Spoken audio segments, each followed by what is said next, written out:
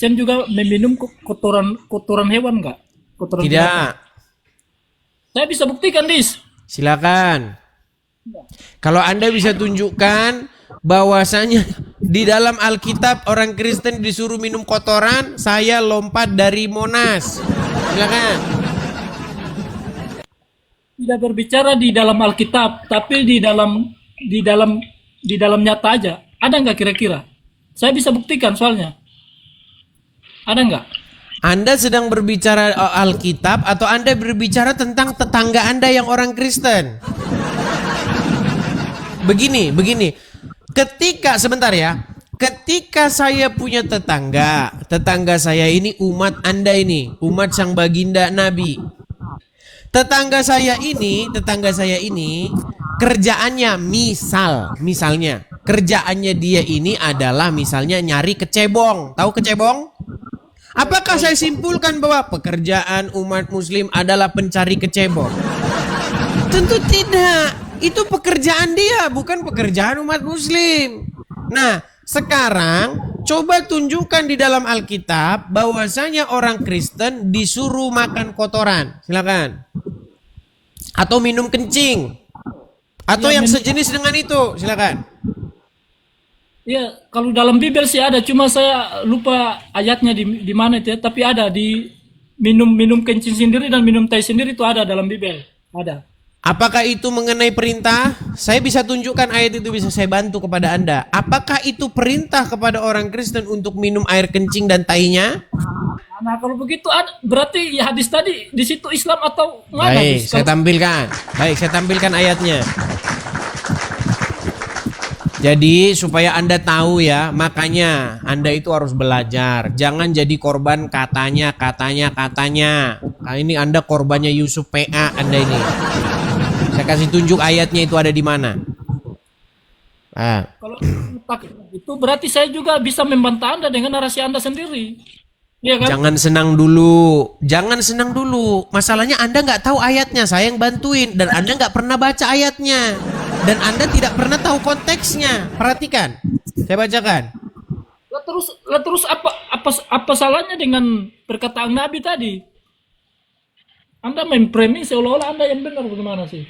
Baik, apakah Anda mau saya tunjukkan ayatnya yang dalam Alkitab yang Anda maksud itu? Silakan, Dis. Baik, itu sama sekali tidak sebanding dengan perintah Nabi Sang Baginda itu nyuruh minum kencing. Perhatikan. Saya akan tunjukkan itu ayatnya di dalam 2 Raja-Raja pasal yang ke-18.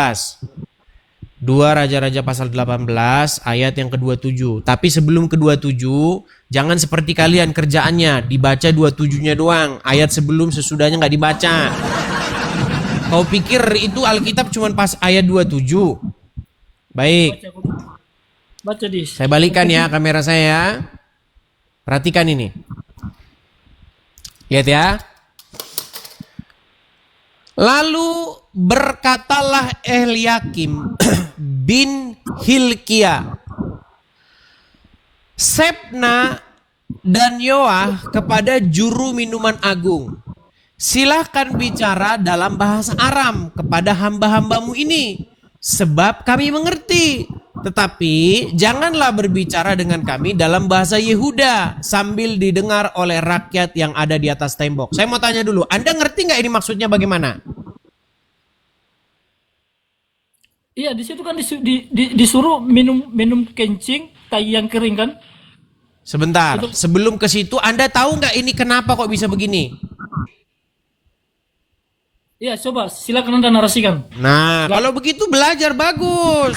Nah, baik, biar Anda tahu begini. Jadi pada waktu itu Yerusalem itu dikepung oleh Sanherib. Mereka dikepung, kerajaan itu dikepung. Nah, ketika mereka dikepung, tentu saja pasokan makanan, pasokan minuman itu tidak datang ke sana sehingga rakyat tersebut hidup di dalam penderitaan. Nah, lalu datanglah utusan dari Sanherib ini, ya.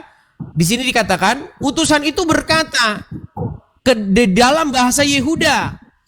Nah, ketika mereka berkata dalam bahasa Yehuda, ya, Lalu berkatalah Eliakim bin Hilkiah, Sebna dan Yoah kepada juru minuman agung, utusan daripada Sanherib ini.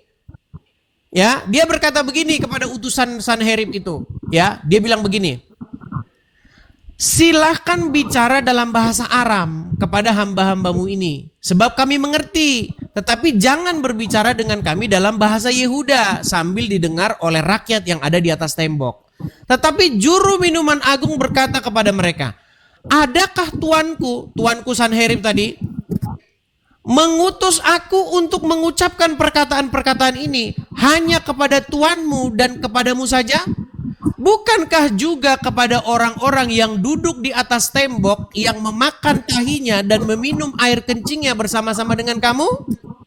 Kemudian berdirilah juru minuman agung dan berserulah ia dengan suara nyaring dalam bahasa Yehuda. Ia berkata, dengarlah perkataan Raja Agung, Raja Asyur.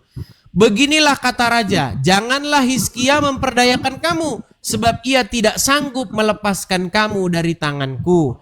Janganlah Hizkia mengajak kamu berharap kepada Tuhan dengan mengatakan, tentulah Tuhan akan melepaskan kita dan kota ini tidak akan diserahkan ke dalam tangan Raja Asyur. Nah, yang saya tanyakan kepada kamu, apakah di sini ada perintah untuk meminum air kencing? Ini kalimat ejekan. Kalimat ejekan kepada rakyat yang tinggal di balik tembok, yang duduk di atas tembok, yang sudah kelaparan karena dikepung. Makanya utusan ini, juru minuman ini mengejek dengan kata-kata, saya ini bukan diutus untuk ngomong sama kamu dan rajamu, tapi kepada semua orang yang di atas tembok itu, yang memakan tainya dan meminum kencingnya. Kalimat ejekan itu adalah sebuah kalimat ejekan bagaimana mereka mengolok-olok keadaan Yerusalem yang dikepung. Bukan perintah untuk minum kencing seperti nabimu. Belum paham? Mana ada narasinya di situ kata ejekan? Di mana narasinya? Coba tunjukkan. Coba lihat ini. Perhatikan, saya baca kembali ya. Tetapi juru minuman agung berkata kepada mereka, adakah tuanku mengutus aku untuk mengucapkan perkataan-perkataan ini hanya kepada tuanmu dan kepadamu saja? Kenapa dia ngomong begini? Karena dia disuruh berbicara hanya dalam bahasa Aram saja, jangan dengan bahasa Yehuda. Paham? Itu di mana? Tertulis ejekan di situ. Ini hanya sebuah ejekan di mana? Ya, adakah tuanku mengutus aku untuk mengucapkan perkataan-perkataan ini hanya kepada tuanmu dan kepadamu saja? Bukankah juga kepada orang-orang yang duduk di atas tembok, yang memakan tainya dan meminum air kencingnya bersama-sama dengan kamu? Ada kan? Kenapa Ada kan? kata-kata ini keluar? Karena mereka dikepung. Sehingga ketika dikepung itu keadaan mereka kelaparan. Coba Anda baca semuanya dari atas ini.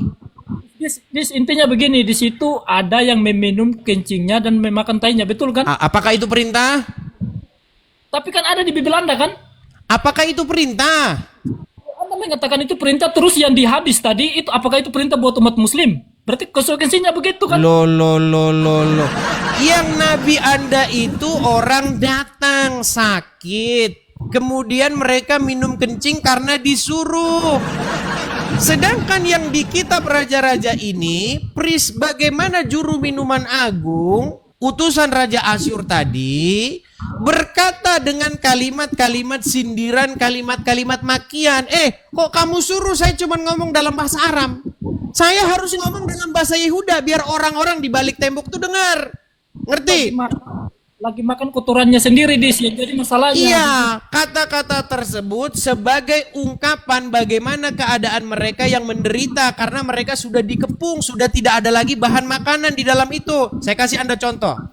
Kalau rumah Anda dikepung sehingga Anda tidak bisa keluar untuk memberi pasokan bahan makanan, Anda dikepung selama 40 hari, Anda nggak bisa keluar, maka saya akan dengan kata-kata ejekan, sampai kapan kau diam dalam rumahmu itu, kau makan taimu dan kau minum kencingmu. Pasti kalimat seperti itu maksudnya adalah kalimat ejekan karena kau di situ sudah nggak makan lagi. Mana tertulis di situ kalimat ejekan? Kau lanjutin benturin kepalamu ke ubin sana biar pintar. Ya. Kau lanjutkan, benturkan kepalamu ke ubin. Paham-paham juga dia teman-teman ya. Jadi teman-teman, mereka ini sering sekali korban daripada kutipan-kutipan yang tidak pernah dibaca mereka sendiri. Jadi karena ada Ustadz Uncup PA ngomong begini, ini suruh makan tai katanya. Padahal kalau dibaca konteksnya itu tidak seperti itu. Bukan disuruh makan tai, tetapi kalimat mengejek orang-orang yang ada di Yerusalem itu, yang sudah dikepung itu, penderitaan mereka itu yang diejek. Makanya jangan sering membenturkan kepala. Gimana? Coba saya kasih Anda bayangkan. Kalau misalnya nih negara kita tercinta ini, ya kan, dikepunglah misalnya, nggak usah kalau negara kebesaran lah, gini, kalau misalnya Anda dikepung oleh pasukan tentara yang jumlahnya besar, dikepung Anda 40 hari di rumah, habis nggak bahan makanan di situ? Pasti habis. Makanya diejek, mau sampai kapan kau berharap-harap kepada Tuhanmu? Itu kalimat itu seperti itu. Makanya juru minuman agung tuh bilang, janganlah Hizkia memperdayakan kamu, rakyat, mari serahkan dirimu kepada raja. Itu maksudnya, supaya mereka takluk kepada Raja Asyur. Itu kau baca konteksnya biar kau paham, ya. Silakan yang lain. Kita kasih naik ada Pangeran Buton, ya silakan.